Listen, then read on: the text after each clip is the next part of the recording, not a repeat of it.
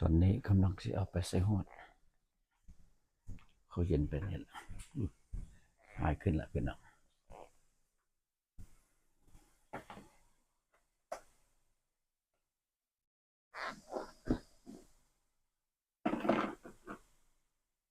ก็สิฮอด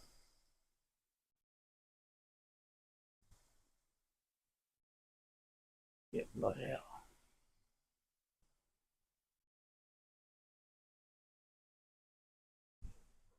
ฟาร์มมาปิด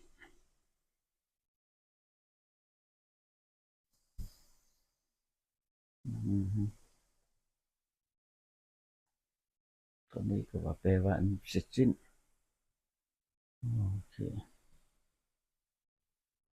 ก็คือจะบ่มีหยังละพี่น้องเลยนี่ก็คิดเช่นยังมีอยู่ได้พี่น้องเลยมีอยู่ก็เลยงานจะให้เอาใส่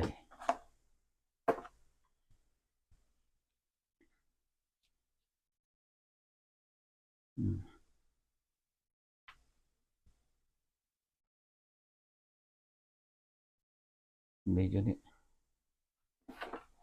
เสร็จบัดเดียวซะเติมกันหมด